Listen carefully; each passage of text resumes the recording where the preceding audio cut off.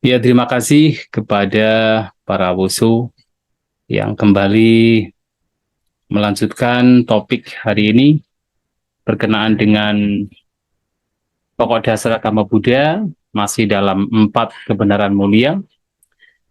Seperti yang kita ketahui bahwa tadi telah disampaikan bahwa inti ajaran Buddha adalah 4 kebenaran mulia, yang mana ini adalah apa yang dibabarkan Sang Buddha pertama kali, terutama kepada Pancawagya, sehingga salah satu dari 5 petapa, yaitu Bante Kundanya, mencapai kesucian Sotapana, menghancurkan 3 belenggu, karena mendengarkan pembabaran tentang 4 kebenaran mulia yang memang menjadi inti dari ajaran Sang Buddha itu sendiri. Dan banyak alasan kenapa 4 kebenaran mulia ini menjadi inti ajaran Buddha. Bahkan ada satu, yaitu banyak, sebenarnya banyak referensi yang bisa kita jadikan sebagai sumber bagaimana 4 kebenaran mulia ini menjadi satu hal yang penting untuk kita pahami karena menjadi inti ajaran Buddha, yang mana salah satunya Sang Buddha menyampaikan bahwa selama seseorang tidak memahami, tidak mengetahui 4 kebenaran mulia, maka tidak mungkin untuk bisa terbebas dari tumimba lahir, terbebas dari duka. Pernah satu kali beliau menyampaikan kepada para siswa beliau dengan mengatakan, Catulang bikawe satsanang, ananu Buddha apa di Veda, ewamidang diga madanang sang sarintang sandawitang maman jewa tumagancang. Disebabkan karena tidak memahami, tidak menembus 4 kebenaran mulia, di sini menggunakan istilah catunang satsanang, 4 kebenaran, yang tentu mengacu pada 4 kebenaran mulia, maka saya dan kalian, yaitu maksudnya adalah Sang Buddha, dan kita semua, para siswa beliau, telah begitu lama mengembara dan berkelana, terutama di alam tumimbal lahir. Nah, dari sini kita bisa paham bahwasanya untuk bisa terbebas dari tumimbal lahir, untuk bisa terbebas dari duka, penderitaan, maka harus mau tidak mau memahami dan juga menembus 4 kebenaran mulia. Jadi Ananu Buddha apa diweda karena tidak memahami dan tidak menembus. Sebenarnya kalau kita bicara memahami dan menembus, ini 2 hal yang dalam kitab Ulasan, yaitu terutama di Visuddhimagga juga, ada 2 jenis kebijaksanaan, 2 jenis pengetahuan, yaitu yang pertama adalah pengetahuan karena kita sekedar memahami, dan yang kedua adalah memang karena kita menembus. Nah, apa yang kita bahas sekarang itu adalah pengetahuan baru sekedar mencoba memahami, tapi belum menembus. Tapi itu sudah bagus sekali, karena untuk bisa menembus harus paham dulu sebagai pondasinya. Ya, kita paham secara teori, secara katakan pariyati, itu adalah pemahaman yang masih memang logia atau masih dalam konteks duniawi, tapi sudah sangat bagus. Tapi untuk bisa kemudian terbebaskan, ya pada akhirnya harus apa? Padivida, harus menembus. Jadi ada ya anubodhanyana dan ada padivedanyana. Jadi pengetahuan karena hanya paham itu masih logia, dan pengetahuan karena menembus itu adalah lokutara. Nah, karena 2 hal ini tidak diketahui berkenaan dengan 4 kebenaran mulia, maka terus manusia, makhluk, mengembara dan juga berkelana di alam tumimba lahir. Nah, itulah kenapa 4 kebenaran mulia ini menjadi satu hal yang harus untuk dipahami, untuk ditembus, agar pembebasan bisa terjadi. Nah, bahkan dalam kesempatan yang lain, misalnya Sang Buddha juga karena pada zaman beliau banyak sekali para pertapa dan juga para brahmana yang mereka berdebat, mereka berdiskusi, yang kadang diskusinya itu berkenaan dengan hal-hal yang sebenarnya tidak bermanfaat, hal-hal yang masih sifatnya spekulasi atau spekulatif, yang itu tidak membawa kepada pencerahan, kepada lenyapnya duka. Itu sering juga ditanyakan kepada Sang Buddha.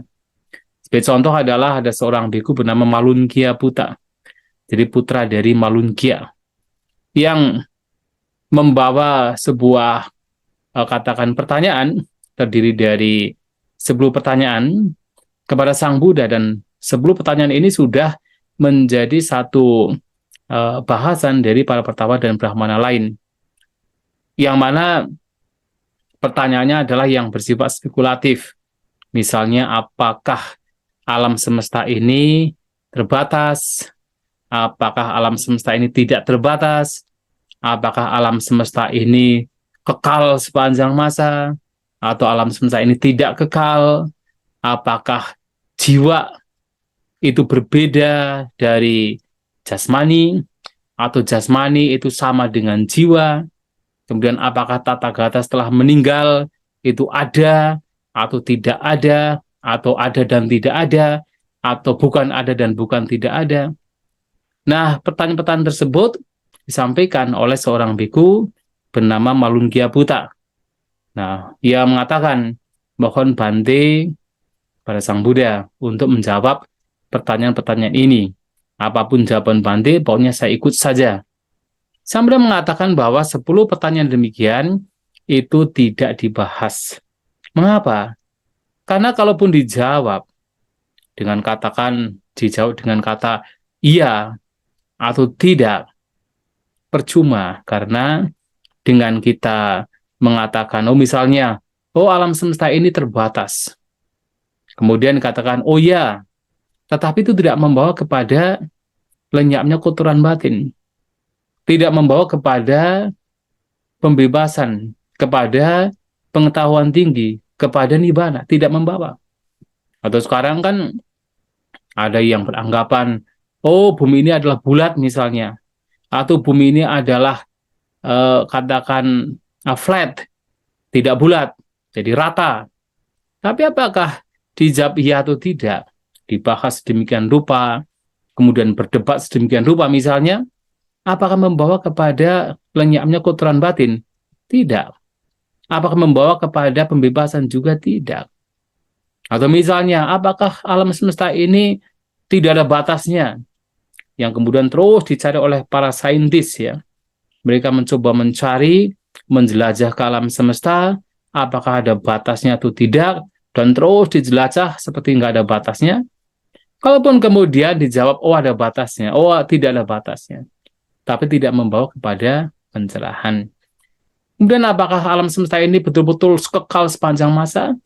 Juga sebenarnya hanya mengerti demikian, hanya menjawab ya atau tidak, itu tidak membawa kepada pencerahan.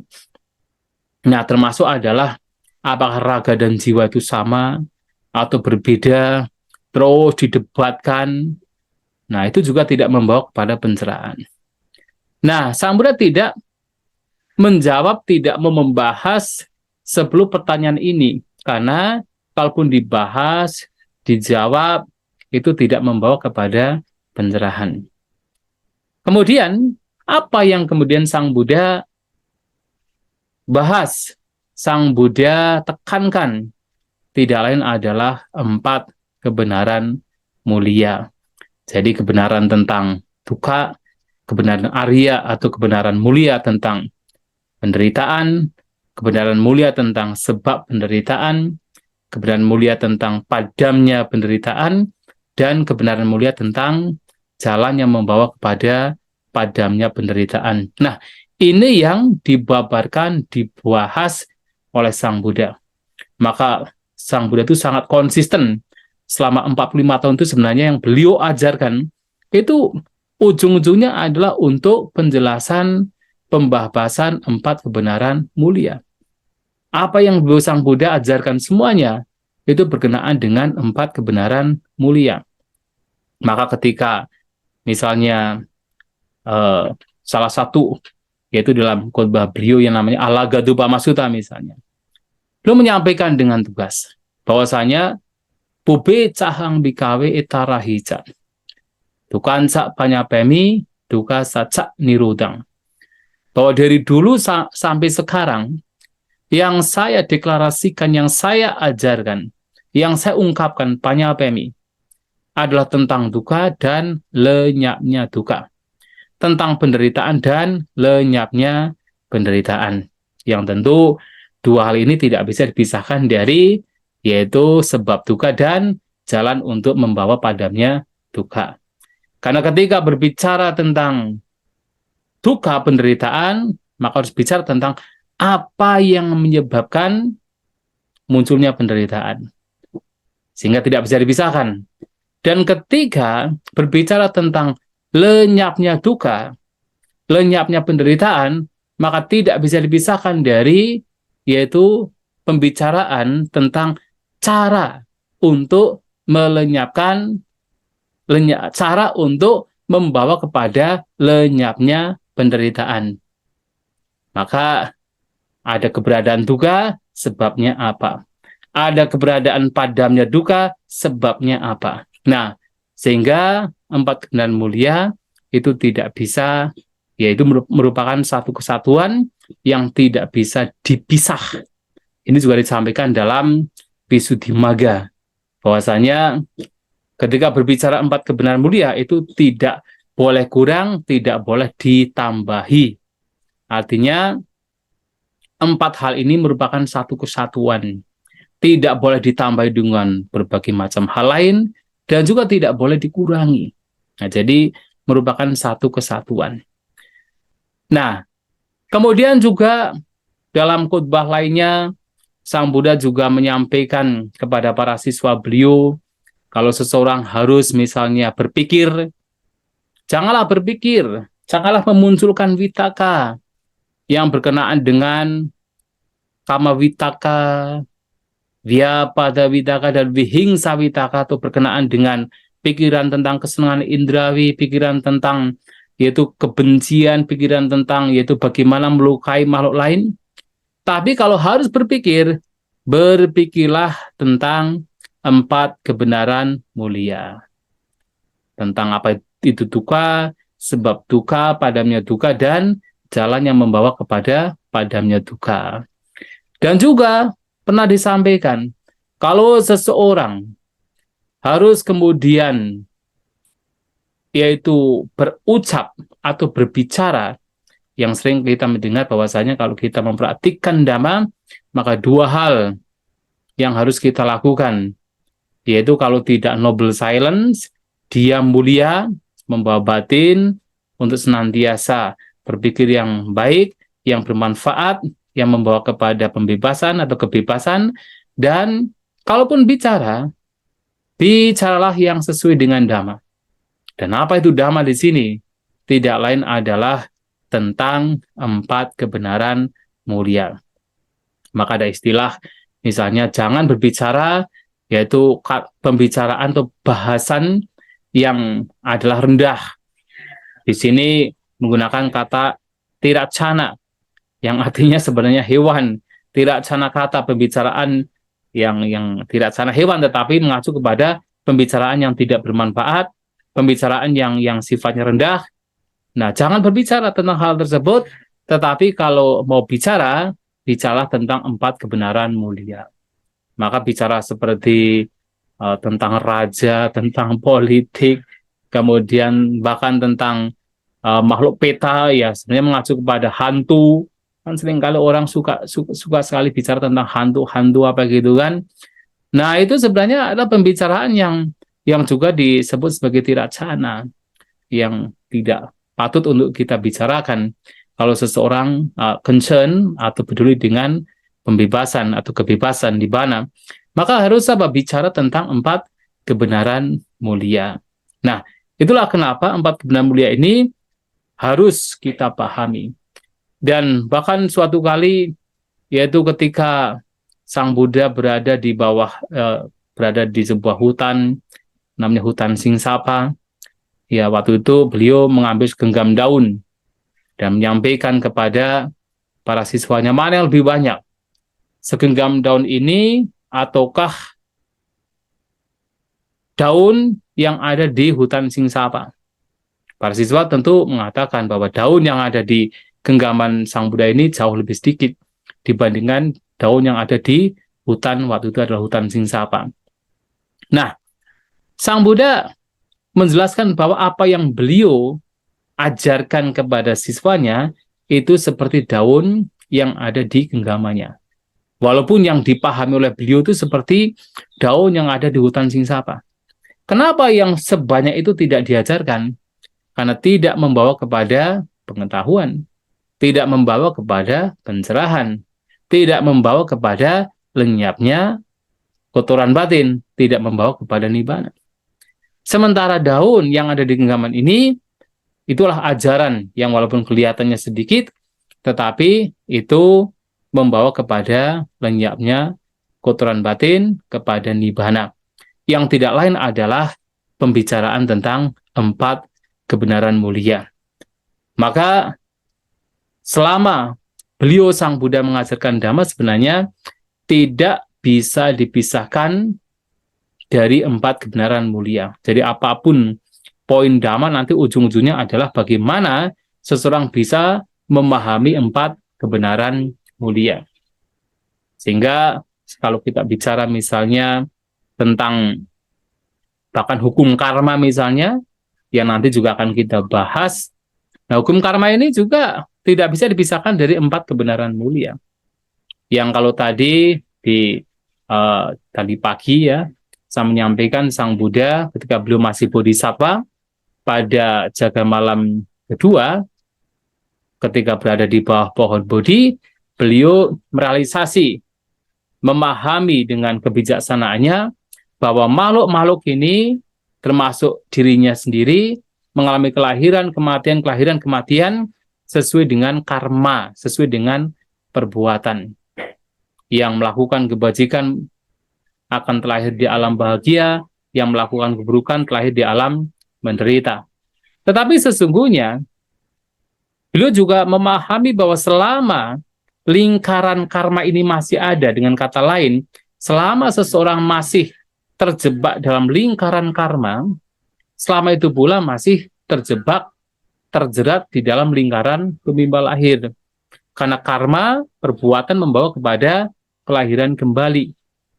Maka tujuan memperhatikan Dhamma pada akhirnya adalah bagaimana seseorang bisa terbebas dari jeratan karma, jeratan perbuatan. Jadi walaupun seandainya seseorang itu diminta, katakan dianjurkan, disemangati untuk berbuat kebajikan, tapi itu sebenarnya bukan final, bukan menjadi, katakan, tujuan utama dari perbuatan adalah untuk supaya nanti kalau berbuat baik terlahir di alam surga misalnya. Tidak demikian. Bahkan kelahiran menjadi apapun itu adalah karena belum terbebas dari, katakan, karma. Maka karma ini juga bagian dari penyebab penderitaan. Maka dikatakan begini, ada satu pernyataan dalam khutbah Sang Buddha, bahwasanya ketika seseorang belum meninggalkan nafsu keinginan, maka seseorang akan terus melakukan karma perbuatan. Dan selama seseorang melakukan karma perbuatan, dia akan terus mendapatkan penderitaan. Maka seseorang harus apa? Harus melenyapkan tanha, baru dia melenyapkan karma. Jadi tanha pahanang, kambang pahiyati. Dengan dilenyapkannya tanha, nafsu keinginan untuk ketagihan, maka karma juga dilenyapkan. Dan baru kamma pahana tukang pahiyati. Dengan dilenyapkannya karma, maka penderitaan itu baru bisa dilenyapkan. Karena memang pada hakikatnya karma ini juga bagian dari atau muncul karena kotoran batin. Nah, muncul dari kilesa. Maka ada Islamnya watak kilesa, ya watak kilesa, lingkaran kilesa. Dengan seseorang itu terus katakan berada di lingkaran kilesa, lingkaran kotoran batin, maka dia akan terus berada di dalam kamawata, lingkaran perbuatan. Nah, orang melakukan perbuatan ini dan itu pada hakikatnya itu muncul dari kilesa sebenarnya. Dan ketika seseorang terus berada dalam lingkaran karma, maka dia akan terus berada di vipakawata, lingkaran yaitu buah-buah dari karma. Dan karena dia terus berada di dalam lingkaran buah dari perbuatan, maka dia pun juga akan terus berada di dalam sangsara wata, lingkaran tumimba lahir, terus mengalami berbagai macam, yaitu kelahiran di berbagai alam kelahiran. Dan karena ada kelahiran, maka ada duka, ada penderitaan. Nah, inilah bagaimana penderitaan harus dilenyapkan ketika seseorang terbebas dari lingkaran tumimba lahir. Tapi lingkaran tumimba lahir tidak akan terjadi kalau tidak ada wipaka, tidak ada buah. Tapi buah tidak akan muncul, maksudnya buah karma, tidak akan muncul kalau tidak ada perbuatan. Dan perbuatan tidak muncul kalau tidak ada kilesa. Maka kilesa harus dilenyapkan agar semua mungkin perbuatan seseorang tidak disertai oleh kilesa. Itu adalah arahat. Maka perbuatannya disebut kiriya. Nah, kalau kemudian tidak ada perbuatan, maka tidak ada buah perbuatan. Tidak ada buah perbuatan, maka tidak ada keberlanjutan di alam tumimba lahir. Dan kalau tidak ada tumimba lahir, maka tidak ada duka, tidak ada penderitaan. Maka memahami hukum karma pun juga ujung-ujungnya itu akan dibawa kepada yaitu pemahaman 4 kebenaran mulia sebagai jalan untuk escape, untuk terbebas dari tumimba lahir. Makanya seperti Sang Buddha misalnya kepada para berumah tangga, biasanya sebelum mengajarkan 4 kebenaran mulia, beliau akan mengajarkan pertama berdana. Jadi tentang pentingnya berdana. Contohnya kepada siapa? Kepada rumah tangga bernama Yasa misalnya. Atau kepada seorang Brahmana bernama Pokarasati. Atau Brahmana lain bernama Brahmayu. Itu sama. Jadi berbicara tentang apa itu berdana. Nah, kemudian setelah membabarkan panjang lebar tentang berdana, manfaatnya apa, kemudian berbicara tentang sila, tentang praktek kemoralan, apa yang harus dilakukan agar seseorang menjaga kemoralannya dengan baik. Nah, kemudian dari berdana dan sila, sesuai dengan hukum karmanya, hukum sebab akibat, hukum perbuatan, maka seseorang akan terlahir di alam surga. Maka berbicara tentang alam surga. Ini berbicara tentang hukum karma. Ya, jadi kalau bicara tentang alam surga, kemudian penyebabnya ada dana, ada sila, itu adalah berbicara tentang hukum karma. Kalau kamu suka berbuat baik dengan suka memberi, suka menjaga moralnya, nanti terlahir di alam surga. Ada banyak jenis alam surga. Ada Catu Marahajika, ada Tawatingsa, ada Yama, ada Tusita, dan seterusnya. Nah, ada pembicaraan tentang hukum sebab akibat, hukum karma. Tapi kemudian Sang Buddha tidak berhenti di sini. Sang Buddha kemudian menyampaikan bahwa alam surga ini pun juga sebenarnya tidak kekal. Tidak bisa dipertahankan. Alam surga ini juga siapapun yang telah di sana tidak selamanya berada di sana. Ketika dari buah perbuatan itu sudah lenyap, sudah habis, maka harus terlahir, harus meninggal, dan terlahir di alam lain. Nah, biasanya orang demikian yang sudah begitu bergairah, begitu senang mendengar kabar bahwasanya, oh kalau berbuat baik, terlahir di alam surga, sementara dirinya sendiri juga memang sudah banyak berbuat baik, maka kemudian mungkin ada harapan, oh nanti kalau saya meninggal, terlahir di alam surga, menjadi syok. Ternyata ini pun juga tidak kekal. Ada bahaya dari kesenangan indrawi. Nah, alam surga itu termasuk bagian dari kesenangan indrawi, ada bahayanya. Nah, kemudian beliau Sang Buddha menyampaikan untuk memberikan comfort, memberikan rasa aman, nah beliau menyampaikan, tapi ada juga manfaat meninggalkan kesenangan indrawi. Jadi terlahir dalam surga pun juga sebenarnya berbahaya karena ketidakkekalan. Maka bahaya dari kesenangan indrawi. Tapi Sang Buddha juga menyampaikan sebenarnya ada, yaitu manfaat dari meninggalkan kesenangan indrawi. Nah itulah kemudian seseorang akan menjadi merasa aman untuk mendapatkan pelindungan. Nah, ketika melihat siswa beliau yang mendengarkan batinnya telah bebas dari rintangan batin, matang, kemudian juga kokoh batinnya, penuh dengan confidence, keyakinan. Nah, kemudian Sang Buddha akan membabarkan khotbah terunggul dari para Buddha, Buddhanang Samuka Desana. Jadi khotbah yang terunggul dari para Buddha, yaitu apa? 4 kebenaran mulia. Tentang apa itu duka, sebab duka, padamnya duka, dan lenyapnya duka. Nah, maka di sini berbicara hukum karma pun juga pada akhirnya membawa seseorang untuk memahami 4 kebenaran mulia. Nah, belum lagi kalau kita misalnya berbicara Padicca Samuppada. Ya, di sini Padicca Samuppada itu kan juga sebenarnya merupakan hukum di mana tidak ada satupun fenomena di dunia yang sebenarnya betul-betul berdiri sendiri, tetapi semuanya muncul karena berbagai macam sebab. Sehingga sebenarnya Padicca Samuppada itu bisa menjelaskan semua hal, karena apapun itu muncul karena sebab. Tapi Sang Buddha tidak kemudian menceritakan semua hal. Beliau hanya menyampaikan dan menggunakan Padicca Samuppada ini untuk menjelaskan, menerangkan 4 kebenaran mulia, utamanya tentang bagaimana duka, sebab duka itu ada, dan bagaimana lenyapnya duka. Nah itu, makanya muncul Dwadasangga Padicca Samuppada. 12 faktor yang kemunculannya bersebab. Yang mana 12 faktor ini yang menjadi faktor, menjadi sebab mengapa duka itu muncul. Nah, duka. Kemudian ketika faktor-faktor ini tidak ada atau lenyap atau padam, dengan lenyapnya avijja sebagai faktor pertama secara total, ya, maka lenyap pula sangkara, yaitu bentukan-bentukan perbuatan.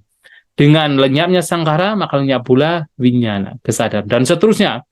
Pada akhirnya membawa kepada lenyapnya penderitaan. Maka Dwada Sangga Padicca Samuppada yang merupakan bagian Padicca Samuppada ini diarahkan, disampaikan Sang Buddha untuk memahami 4 kebenaran mulia. Nah, sehingga Padicca Samuppada itu bagian dari 4 kebenaran mulia.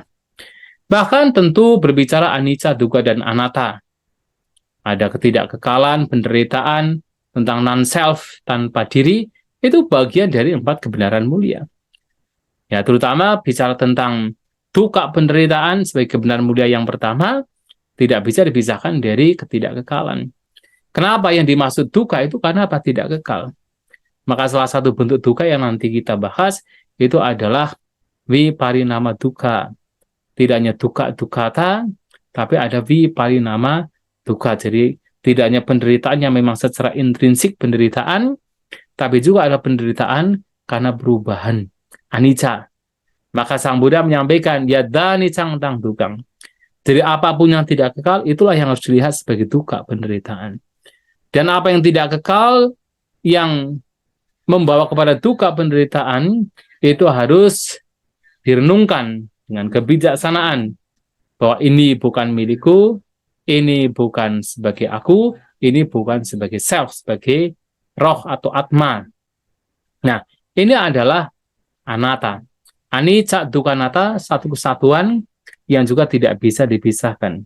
Maka berbicara tilakhana, 3 karakteristik dari alam semesta, ketidakkekalan, dukkha, dan juga anatta, itu adalah untuk menjelaskan lagi-lagi 4 kebenaran mulia.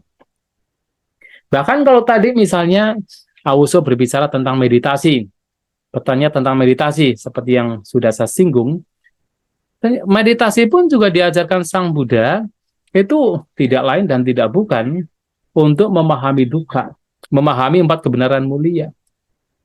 Ya, kenapa? Coba kalau kita lihat. Ketika kita melihat ke dalam batin kita, batin dan jasmani kita, apa yang kita lihat? Yang kita lihat tidak lain adalah ketidakkekalan. Bahwasanya apapun fenomena, baik itu jasmani, perasaan, persepsi, bentukan-bentukan pikiran, dan juga kesadaran atau vinyana, itu sifatnya tidak kekal. Yang tidak kekal itu membawa kepada duka ketika dilekati. Dan ketika melihat ke dalam batin dan jasmani, atau ke dalam 5 gugusan, juga akan melihat bahwa tidak ditemukan entitas atau makhluk atau diri yang adanya sekedar 5 gugusan itu sendiri, tanpa di situ adanya entitas atau makhluk. Anicca, dukkha, dan anatta. Dan melihat ke dalam batin dan jasmani juga akan melihat sebab duka. Apa yang menyebabkan keberadaan ini? Yang menyebabkan penderitaan ini akan terlihat adalah karena kotoran batin, karena kilesa. Dan yang terdekat adalah karena ketagihan, karena nafsu keinginan tanha. Dan seiring dengan waktu, ketika bermeditasi, yang adalah melihat ke dalam batin dan jasmani, tidak lain adalah melihat bahwa kalau tanha kilesa ini dilenyapkan, maka lenyap pula penderitaan. Dan meditasi itu sendiri juga sebenarnya adalah pengembangan dari jalan mulia berunjur 8. Adalah pengembangan tentang pandangan benar, cara berpikir benar, ucapan benar, perbuatan, mata pencaharian, daya upaya benar, dan juga perhatian benar dan juga konsentrasi yang benar.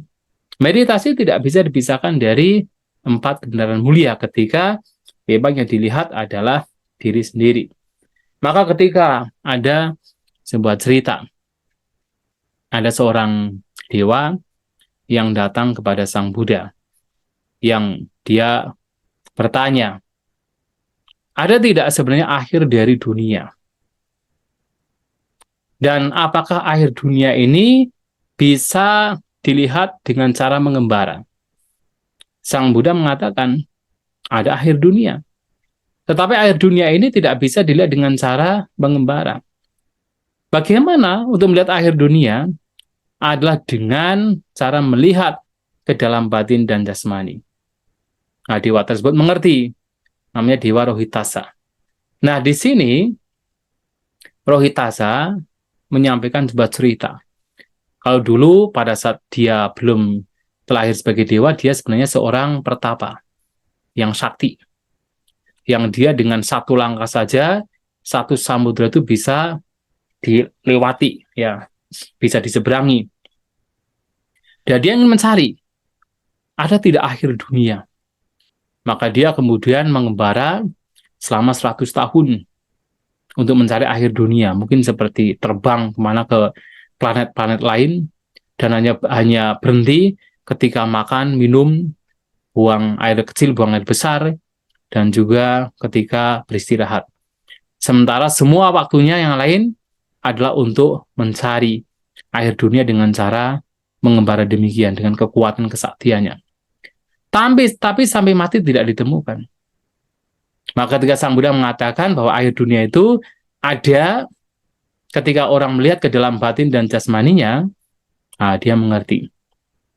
Nah, dalam khotbah ini juga beliau Sang Buddha menyampaikan bahwasanya munculnya dunia juga di sini.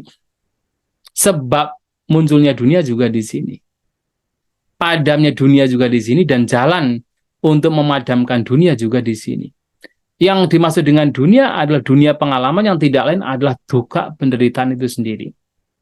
Jadi munculnya duka juga ada di sini, sebab memunculkan duka juga di sini, lenyapnya duka juga di sini, dan jalan untuk melenyapkan duka juga ada di sini, di dalam batin dan jasmani. Maka ketika seseorang bermeditasi, yang orientasi meditasinya adalah melihat ke dalam batin dan jasmani, meditasinya adalah meditasi yang memang sesuai dengan ajaran Buddha, maka mau tidak mau, bukan lain dan bukan tidak bukan, dan bukan lain adalah melihat duka, sebab duka, padamnya duka, dan jalan untuk memadamkan duka. Nah, sehingga meditasi pun tidak bisa dipisahkan dari empat kebenaran mulia. Bahkan ketika bicara meditasi membawa kepada ketenangan, mungkin orang berpikir, oh kalau meditasi ketenangan kan orientasinya adalah untuk mencapai jhana. Memang ketika dikembangkan sedemikian rupa, membawa kepada konsentrasi jhana. Tetapi itu bukan sebagai tujuan. Tetap meditasi yang membawa kepada ketenangan dilakukan supaya apa? Supaya batin tenang yang nanti dijadikan sebagai instrumen. Untuk apa? Untuk memahami, untuk menembus empat kebenaran mulia. Bukan yang lain. Nah, pencapaian misalnya jhana sekalipun itu hanya sekedar instrumen, itu bukan sebagai final, hanya instrumen. Nah, kalau kita mengatakan itu adalah sebagai final atau hanya sekedar untuk mencapai jhana, yaitu tidak sesuai dengan ajaran Sang Buddha. Nah, kan ada yang mengatakan, oh lebih baik vipassana saja, yang itu adalah untuk mencapai kesucian. Kalau jhana itu hanya samatha itu hanya jhana saja. Tidak bisa demikian. Ketenangan dan kebijaksanaan, samatha dan vipassana pada akhirnya adalah dua hal yang harus dipraktikkan, harus dikembangkan. Dua hal yang membawa kepada, yang tujuannya satu adalah membawa kepada kebebasan, membawa kepada nibbana. Nah, sehingga meditasi ini pun juga adalah untuk empat kebenaran mulia, yang salah satunya tentu adalah tentang padamnya penderitaan, dengan kata lain adalah yaitu nibbana. Nah, itulah kenapa sekali lagi bahwasanya penting sekali untuk mengetahui bahwa semua ajaran Sang Buddha ini dipraktikan untuk memahami empat kebenaran mulia. Dan Sang Buddha tidak mau berbicara hal-hal yang sudah tidak ada hubungannya dengan ajaran inti beliau, yang tidak ada hubungannya dengan empat kebenaran mulia. Beliau selalu mengarahkan kepada setiap diskusi atau dhammadesana atau tanya jawab itu untuk pemahaman empat kebenaran mulia. Maka tadi disampaikan beliau dengan tugas mengatakan, Ube cahang bikawe etarahica dukanca panyapemi duka saja nirodang. Dari dulu sampai sekarang saya hanya mengungkapkan, mendeklarasikan apa itu duka dan apa itu lenyapnya duka. Mungkin sampai di sini. Kalau ada pertanyaan terlebih dahulu bisa dipersilahkan sambil saya tak minum.